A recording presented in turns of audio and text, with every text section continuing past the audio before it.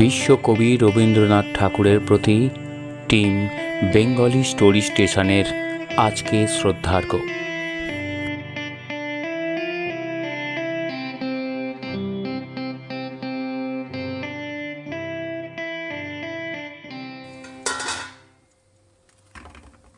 মা, ও মা, তুমি কি করছো? আমি কাজ করছি মা। তুমি কি কাজ করছো? আমি রান্না করছি মা। তুমি কি রান্না করছো? উফ, জ্বালাতন করিস না, যা তো এখন এখান থেকে। তুমি খুব বাজে, বাবা খুব ভালো। যা না যা, বাবাকে জ্বালাতন কর গিয়ে। ওই বসার ঘরে বাবা রয়েছে, যা বাবার কাছে যা, আমাকে জ্বালাস না।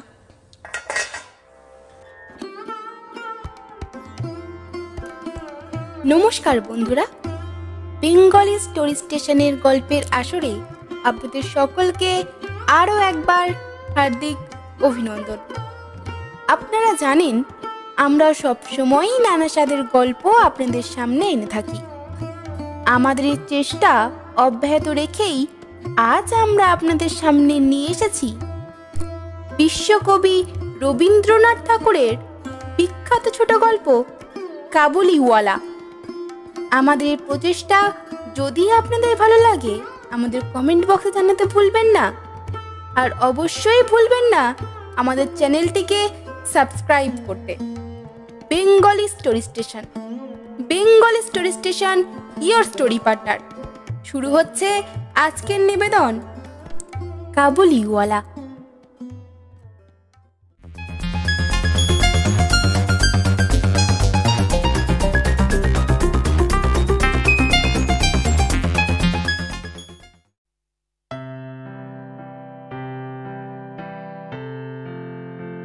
আমার 5 বছর বয়সের ছোট মেয়ে মিনি এক মুহূর্ত কথা না বলে থাকতে পারে না। পৃথিবীতে জন্মাবার পর থেকে ভাষা শিখতে সে কেবল 1টা বছর সময় নিয়েছিল। তারপর থেকে যতক্ষণ সে জেগে থাকে এক মুহূর্ত চুপচাপ সময় নষ্ট করে না। তার মা অনেক সময় ধমক দিয়ে তার মুখ বন্ধ করিয়ে দেয়, কিন্তু আমি সেটা পারি না। মিনি চুপ করে থাকলে এমনই অস্বাভাবিক মনে হয় যে সে আমার বেশিক্ষণ সহ্য হয় না। এই জন্য আমার সঙ্গে তার কথোপকথনটা কিছু উৎসাহের সঙ্গেই চলে। সকালবেলা আমার নোবেলের সপ্তদশ পরিচ্ছেদে হাত দিয়েছি, এমন সময় মিনি এসে আরম্ভ করে দিল। বাবা, রামদয়াল দরোয়ান কাকে কৌয়া বলছিল? ও কিচ্ছু জানি না, তাই না বাবা? আমি পৃথিবীতে ভাষার বিভিন্নতা সম্বন্ধে তাকে জ্ঞান দিতে সবে শুরু করব, তার আগেই সে দ্বিতীয় প্রসঙ্গে চলে গেল। দেখো বাবা, ভোলা বলছিল আকাশে হাতি ছুট দিয়ে জল ফেলে তাই বৃষ্টি হয়। মা গো, ভোলা এত মিঠি মিঠি বকতে পারে? কে বলে বকে, দিন রাত বকে। এই সম্বন্ধে আমার মতামতের জন্য কিছু মাত্র অপেক্ষা না করে হঠাৎ জিজ্ঞাসা করে বসল, বাবা, মা তোমার কে হয়? শ্যালিকা। এমনি তুই ভোলার সঙ্গে খেলা করবে যা, আমার এখন কাজ আছে। সে তখন আমার লেখবার টেবিলের পাশে আমার পায়ের কাছে বসে নিজের 2 হাঁটু এবং হাত নিয়ে অতি দ্রুত উচ্চারণে আগডুম বাগডুম খেলতে আরম্ভ করে দিল। আগডুম বাগডুম ঘোড়াডুম সাজে, ঢাক ঢোল। আমার সপ্তদশ পরিচ্ছেদে প্রতাপ সিংহ তখন কাঞ্চনমালাকে নিয়ে অন্ধকার রাত্রে কারাগারের উঁচু ছাদ থেকে নিচের নদীর জলে ঝাঁপ দিয়ে পড়ছেন। রাস্তার ধারে আমার ঘর। হঠাৎ মিনি আগডুম বাগডুম খেলা রেখে জানালার কাছে ছুটে গেল এবং চিৎকার করে ডাকতে লাগলো, কাবুলিওয়ালা, ও কাবুলিওয়ালা! ময়লা ঢিলা কাপড় পরা, পাগড়ি মাথায়, ঝুলি ঘাড়ে, হাতে গোটা 2-4 আঙুরের বাক্স এক লম্বা কাবুলিওয়ালা আস্তে আস্তে পথ দিয়ে যাচ্ছিল। তাকে দেখে আমার মেয়ের কীরকম মনে হয়েছে বলা শক্ত। তাকে ঊর্ধ্বশ্বাসে ডাকাডাকি আরম্ভ করে দিল। আমি ভাবলাম এখনই ঝুলি ঘাড়ে একটা আপদ এসে উপস্থিত হবে। আমার সপ্তদশ পরিচ্ছেদ আর শেষ হবে না। কিন্তু মিনির চিৎকারে যেমনি কাবুলিওয়ালা হেসে মুখ ফিরিয়েছে এবং আমাদের বাড়ির দিকে আসতে লেগেছে, অমনি সে ঊর্ধ্বশ্বাসে ভেতরে দৌড় দিল। তার আর চিহ্ন পর্যন্ত দেখতে পাওয়া গেল না। তার মনের মধ্যে একটা অন্ধ বিশ্বাসের মতো ছিল, ওই ঝুলিটার ভিতর খোঁজাখুঁজি করলে তার মতো 2-4টে জীবিত মানব সন্তান পাওয়া যেতেই পারে। এদিকে কাবুলিওয়ালা এসে সহাস্যে আমাকে সেলাম করে দাঁড়ালো। আসসালামু আলাইকুম বাবু। আমি ভাবলাম, যদিও প্রতাপ সিংহ এবং কাঞ্চনমালার অবস্থা অত্যন্ত সংকটাপন্ন, তবুও লোকটাকে ঘরে ডেকে এনে তার কাছ থেকে কিছু না কেনাটা ভালো দেখায় না। কিছু কেনা হলো। তারপর 5টা কথা এসে পড়ল। আবদার রহমান রুশ, ইংরেজ প্রভৃতিকে নিয়ে সীমান্ত রক্ষা নীতি সম্বন্ধে আমাদের গল্প চলতে লাগলো। অবশেষে উঠে যাওয়ার সময় সে জিজ্ঞাসা করলো, বাবু তোমার লড়কি কোথায় গেল? আমি মিনির অহেতুক ভয় ভেঙে দেওয়ার জন্য তাকে ভেতর থেকে ডেকে আনলাম। সে আমার গা ঘেঁষে কাবুলির মুখ এবং ঝুলির দিকে সন্দিহান চোখে দাঁড়িয়ে রইল। आओ खोकी आओ, बादाम लो, पिस्ता लो, ये भी लो, वो लो, आओ आओ। কাবুলি ঝুলির মধ্যে থেকে কিশমিশ, খোবানি বের করে তাকে দিতে গেল। সে কিছুতেই নিল না। দ্বিগুণ সন্দেহের সঙ্গে আমার হাঁটুর কাছেই দাঁড়িয়ে রইল। প্রথম পরিচয়টা এমনিভাবে গেল। কিছুদিন পরে একদিন সকালবেলায় কিছু দরকারবশত আমি বাড়ি থেকে বের হওয়ার সময় দেখি আমার কন্যাটি দরজার কাছে বেঞ্চের উপর বসে অনর্গল কথা বলে যাচ্ছে এবং কাবুলিওয়ালা তার পায়ের পাশে বসে হাসি মুখে শুনছে এবং মাঝে মাঝে কথা প্রসঙ্গে নিজের মতামত দোআঁশলা বাংলায় ব্যক্ত করছে। জানো কাবুলিওয়ালা, আমি বাবার কাছে রাজকুমার, রাজকুমারী, পক্ষীরাজ ঘোড়ার রূপান্তরের মাঠের গল্প শুনেছি। और क्या? बोलो बोलो, बताओ बताओ। তুমি জানো মিনির চাঁদ এই মামা 5 কোথায় বছরের থাকে? জীবনের অভিজ্ঞতায় চান্দা? বাবা ছাড়া এমন চান্দা ধৈর্যবান নয়, শ্রোতা চাঁদ। সে কখনো পায়নি। তুমি কিচ্ছু জানো না। আবার বোকা। দেখি তার ছোট্ট আঁচলটা বাদাম কিশমিশে পরিপূর্ণ। আমি কাবুলিওয়ালাকে বললাম, ওকে এসব কেন দিয়েছ? অমন আর দিও না। বলে পকেট থেকে একটা আদুলি তাকে দিলাম। तवा तवा, गुस्ताखी माँ बाबू, আমিও নিতে পারবো না। সে প্রথমে না নিতে চাইলেও পরে সংকোচবশত আদুলি গ্রহণ করে ঝুলিতে পুটল। বাড়িতে ফিরে এসে দেখি যে আদুলিটি আমি কাবুলিওয়ালাকে দিয়েছিলাম সেটাই মিনির হাতে রয়েছে, আর সেই আদুলিটি নিয়েই 16 আনা গোলযোগ বেঁধে গেছে। মিনি, তুই এ আধুলি কোথায় পেলি? কাবুলিওয়ালা দিয়েছে। কাবুলিওয়ালা? কাবুলিওয়ালার কাছ থেকে আধুলি তুই কেন নিতে গেলি? আমি নিতে চাইনি মা, সে তো এমনিই দিলে। আশ্চর্য, উনি দিলেন আর তুই অমনি হাত পেতে নিয়ে নিলি? কি হলো কি? এত চেঁচামেচি কিসের? বাড়িতে থাকলে তবে তো জানতে পারবে। আরে বাবা, কি হয়েছে সেটা তো বলবে। আর কি হতে কিছু বাকি আছে? দেখো তোমার মেয়ে কি করেছে। কি করেছে আমার ছোট্ট মিনি? ওই কাবুলিওয়ালাটা রোজ আসছে, আর আজ দেখো তোমার মেয়েকে পয়সাও দিয়েছে, আরো হাত পেতে নিয়ে নিল।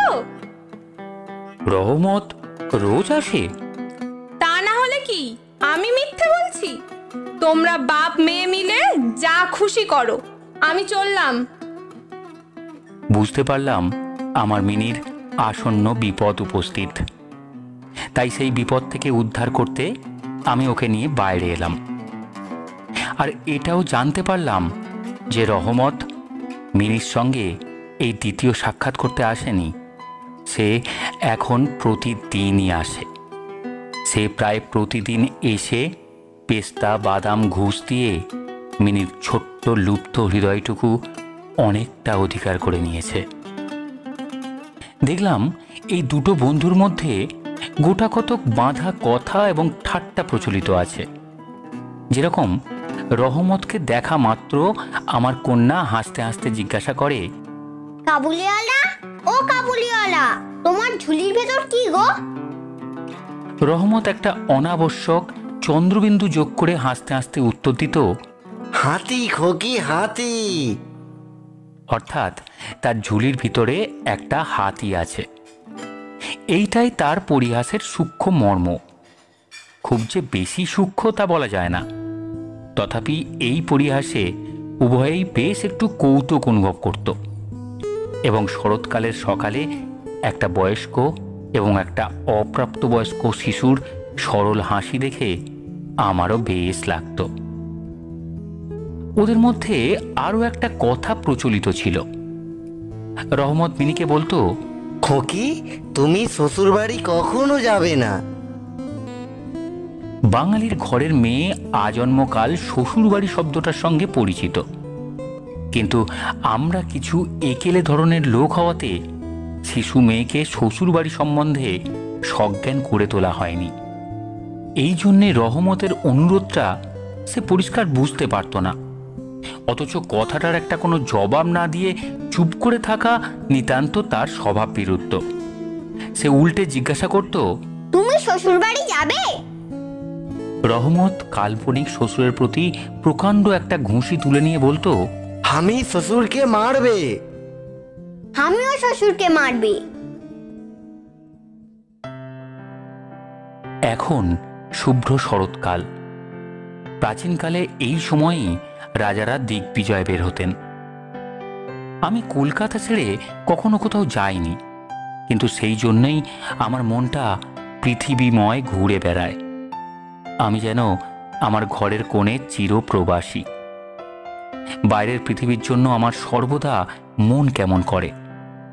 একটা বিদেশের নাম শুনলেই অমনি আমার মন ছুটে যায়, তেমনি বিদেশি লোক দেখলেই অমনি নদী পর্বত অরণ্যের মধ্যে একটা ছোট্ট কুটিরের দৃশ্য মনে উদয় হয় এবং একটা উল্লাসপূর্ণ স্বাধীন জীবনযাত্রার কথা কল্পনায় জেগে ওঠে। এদিকে আবার আমি এমনই ঘর কোনো যে আমার কোনটুকু ছেড়ে একবার বের হতে গেলে মাথায় বজ্রাঘাত হয়। এই জন্য সকালবেলায় আমার ছোট ঘরে টেবিলের সামনে বসে এই কাবুলির সঙ্গে গল্প করে আমার অনেকটা ভ্রমণের কাজ হয়ে যেত। দুধারে বন্ধুর দুর্গম দগ্ধ রক্তবর্ণ উচ্চগিরি শ্রেণী, মধ্যে সংকীর্ণ মরুপথ, বোঝাই করা উটের শ্রেণী চলেছে। পাগড়ি পরা বণিক ও পথিকেরা কেউ বা উটের ওপরে, কেউ বা পায়ে হেঁটে, কারো হাতে বর্ষা, কারো হাতে সেকেলে চকমকি ঠোকা বন্দুক। কাবুলি মেঘ মন্দ্র স্বরে ভাঙা বাংলায় স্বদেশের গল্প করত, আর এই ছবি আমার চোখের সামনে দিয়ে চলে যেত।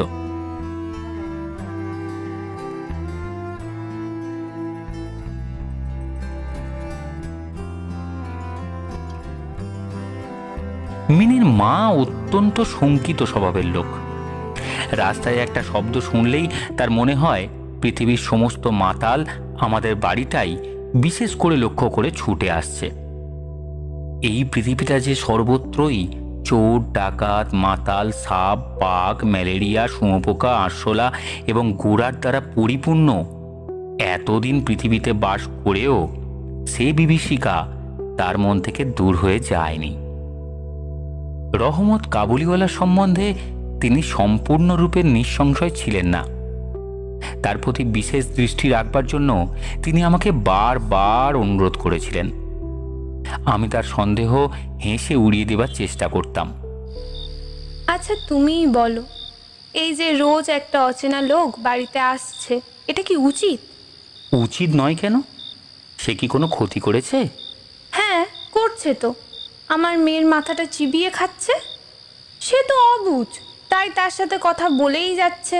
আরে বাবা, মিনিট তো খারাপ কিছু হচ্ছে না, আর রহমত লোক ভালো। কি সুন্দর ব্যবহার। তুমি ব্যবহারটাই দেখলে? অত ভালো কাউকে ভেবো না। যদি কোনোদিন আমার মিনির কিছু ক্ষতি হয় তবে দেখে নিও কি হয়। উফ গিন্নি, তুমি কেন এসব ভাবছো বলো তো? এরকম কিছু হবে না। রহমত কাবুল দেশের লোক হলেও আমার মিনিকে সে খুব ভালোবাসে, ক্ষতি করার কথা ভাবতেই পারে না। আচ্ছা তুমিই বলো, কখনো কি কারো ছেলে চুরি যায় না? কাবুল দেশে কি দাস ব্যবসা প্রচলিত নেই? একজন প্রকাণ্ড কাবুলির পক্ষে একটা ছোট ছেলে চুরি করে নিয়ে যাওয়া একেবারেই কি অসম্ভব? আমাকে মানতেই হলো, ব্যাপারটা যে অসম্ভব তা নয়, কিন্তু অবিশ্বাস্য। বিশ্বাস করবার শক্তি সকলের সমান নয়। এই জন্য আমার স্ত্রীর মনে ভয় রয়ে গেল, কিন্তু তাই বলে বিনা দোষে রহমতকে আমাদের বাড়িতে আসতে নিষেধ করতে পারলাম না।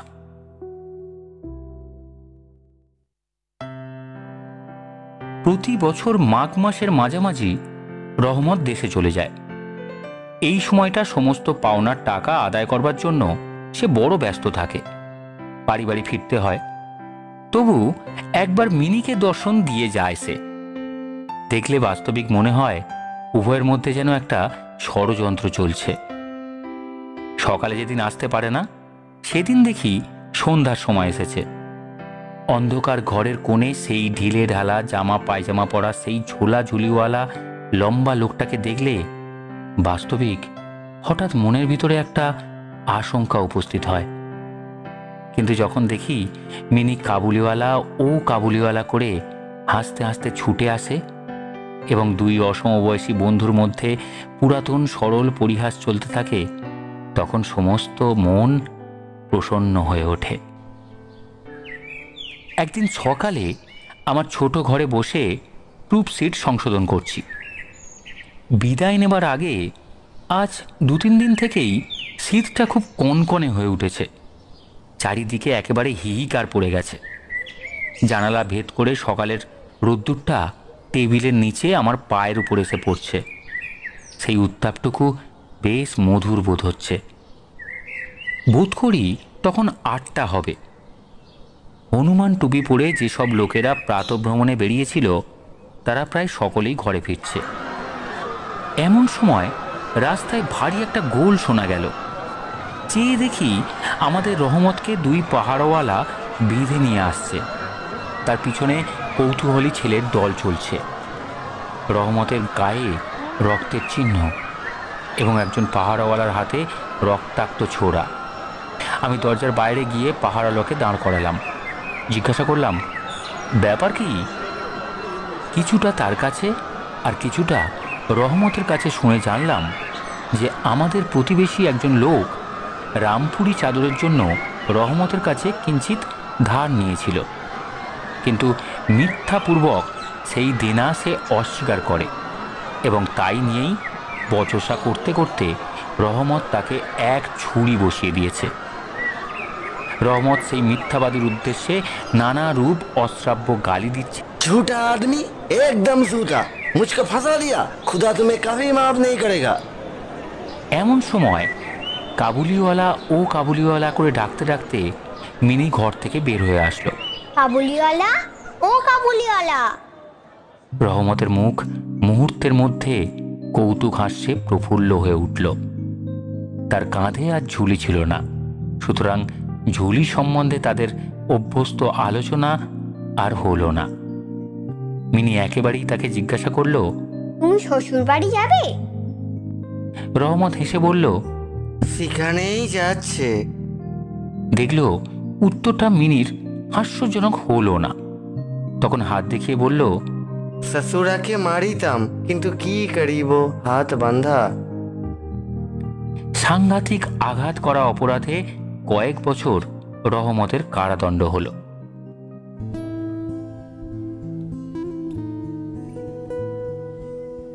তার কথা এক প্রকার ভুলে গেলাম। আমরা যখন ঘরে বসে চিরাভ্যস্ত মতন নিত্য কাজের মধ্যে দিনের পর দিন কাটাতাম, তখন একজন স্বাধীন পর্বতচারী পুরুষ কারা প্রাচীরের মধ্যে যে কেমন করে বর্ষ যাপন করছে তা আমাদের মনেও উদয় হতো না। আর চঞ্চল হৃদয়া মিনির আচরণ যে অত্যন্ত লজ্জাজনক তা তার বাপকেও স্বীকার করতে হয়। সে স্বচ্ছন্দে তার পুরাতন বন্ধুকে ভুলে গিয়ে প্রথমে নবী সহিসের সঙ্গে সখ্য স্থাপন করল। পরে আস্তে আস্তে যত তার বয়স বেড়ে উঠতে লাগলো ততই তার সখার পরিবর্তে একটি করে সখী জুটতে লাগলো। এমনকি এখন তার বাবার লেখবার ঘরেও তাকে আর দেখতে পাওয়া যায় না। আমি তো তার সঙ্গে এক প্রকার আড়ি করে দিয়েছি। কত বছর কেটে গেল, আর একটি শরৎকাল এসেছে। আমার মিনির বিবাহের সম্বন্ধ স্থির হয়েছে। পুজোর ছুটির মধ্যে তার বিয়ে হবে। কৈলাসবাসিনীর সঙ্গে সঙ্গে আমার ঘরের আনন্দময়ী পিতৃভবন অন্ধকার করে অতি গৃহে যাত্রা করবে। সকালটা অতি সুন্দর হয়ে উদয় হয়েছে। বর্ষার পরে এই শরতের নতুন ধৌত রোদ যেন সোহাগায় গলানো নির্মল সোনার মতো রং ধরেছে। এমনকি কলকাতার গলির ভিতরের নোংরা অপরিচ্ছন্ন ঘেঁষাঘেঁষি বাড়িগুলোর ওপরেও এই রোদের আভা একটা অপরূপ লাবণ্য বিস্তার করেছে।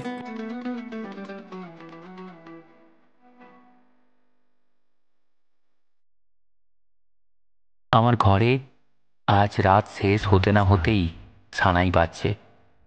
সে বাঁশি যেন আমার বুকের পাঁজরের হাড়ের মধ্যে দিয়ে কেঁদে কেঁদে বেঁচে চলেছে। করুণ ভৈরবী রাগিণীতে আমার আসন্ন বিচ্ছেদ ব্যথাকে শরতের রোদের সঙ্গে সমস্ত বিশ্ব জগৎময় ব্যক্ত করে দিচ্ছে। আজ আমার মিনির বিয়ে।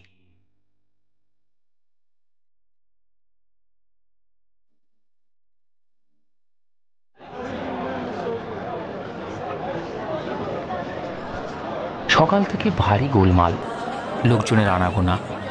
উঠোনে বাঁশ বেঁধে পাল খাটানো হচ্ছে। বাড়ির ঘরে ঘরে এবং বারান্দায় ঝাড় টাঙাবার ঠুংঠাং শব্দ উঠছে। হাঁকডাকের সীমা নেই। আমি আমার লেখবার ঘরে বসে হিসেব দেখছি। এমন সময় রহমত এসে সেলাম করে দাঁড়ালো। আসসালামু আলাইকুম বাবু। আমি প্রথমে তাকে চিনতে পারলাম না। তার সে ঝুলি নেই, তার সে লম্বা চুল নেই, তার শরীরে আগের মতো সে তেজ নেই। অবশেষে তার হাসি দেখে তাকে চিনলাম। বললাম, কিরে রহমত, কবে আসলি? সে বলল, কাল সন্ধ্যাবেলা জেল হইতে খালাস পাইছি। কথাটা শুনে কেমন কানে খট করে উঠল। কোনো খুনিকে কখনো প্রত্যক্ষ দেখিনি। একে দেখে সমস্ত অন্তঃকরণ যেন সংকুচিত হয়ে গেল। আমার ইচ্ছা করতে লাগলো আজকের এই শুভ দিনে এ লোকটা এখান থেকে গেলেই ভালো হয়। আমি তাকে বললাম, আজ আমাদের বাড়িতে একটা কাজ আছে, আমি কিছু ব্যস্ত আছি, তুমি আজ যাও। কথাটা শুনেই সে সঙ্গে সঙ্গে চলে যেতে উদ্যত হলো। অবশেষে দরজার কাছে গিয়ে একটু ইতস্তত করে বলল, খোকিকে একবার দেখিতে পাইব না?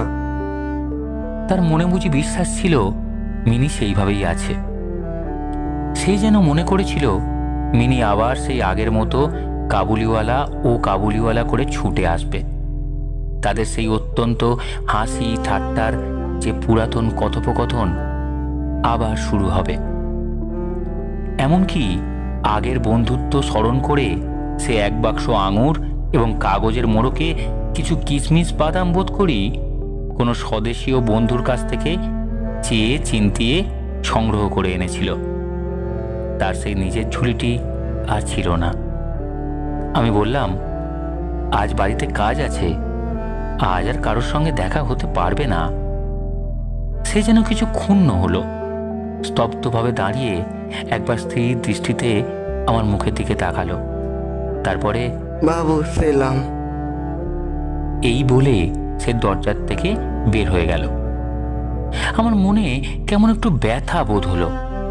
মনে করছি তাকে ফিরিয়ে ডাকবো, এমন সময় দেখি সে নিজেই ফিরে আসছে।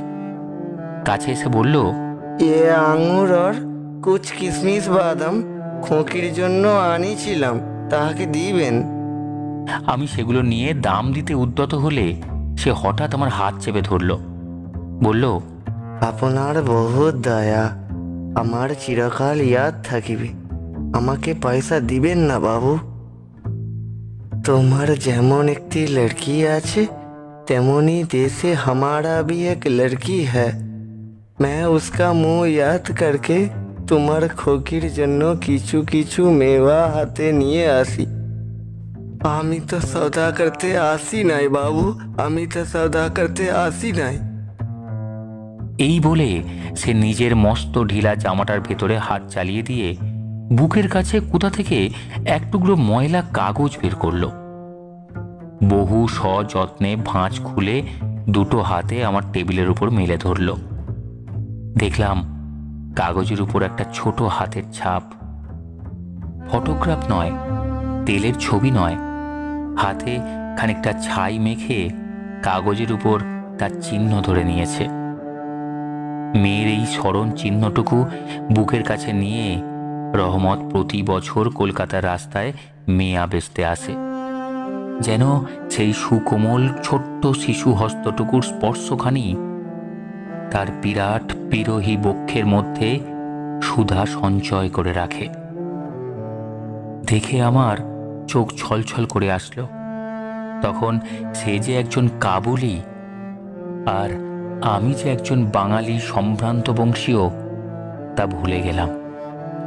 তখন বুঝতে পারলাম সেও যে, আমিও সে। সেও পিতা, আমিও পিতা। তার পর্বত গৃহবাসিনী ছোট্ট পার্বতীর সেই হস্তচিহ্ন আমারই মিনিকে স্মরণ করিয়ে দিল। আমি সঙ্গে সঙ্গে তাকে ভেতরে ডেকে পাঠালাম।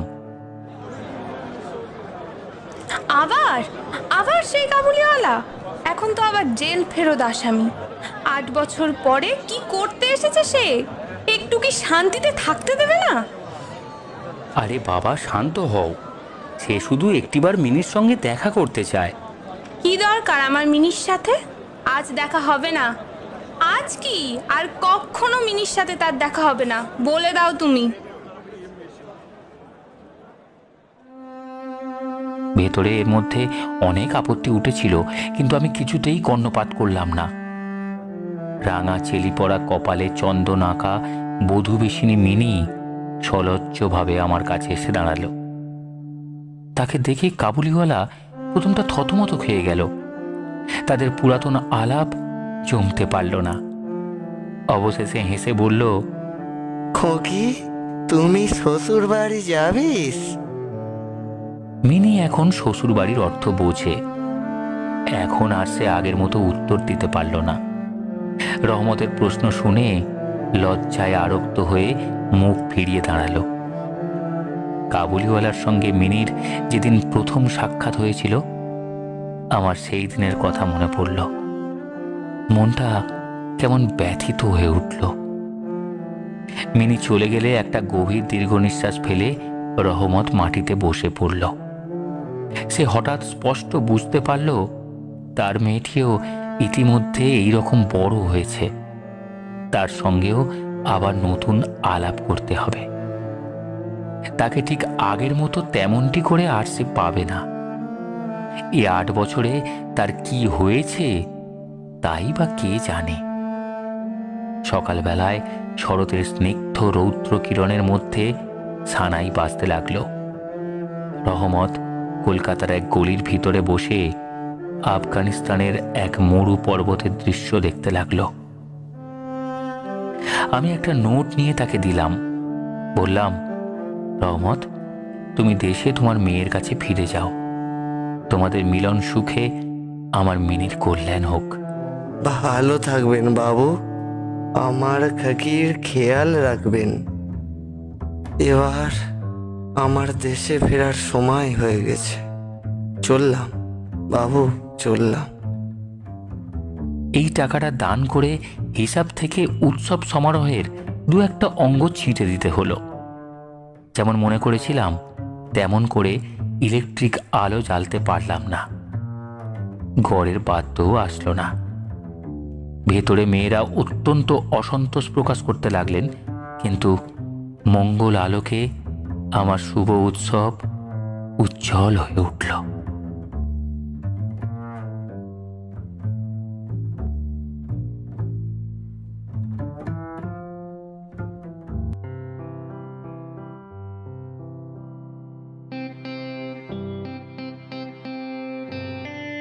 শেষ হলো আজকের উপস্থাপনা রবীন্দ্রনাথ ঠাকুরের কাবুলিওয়ালা।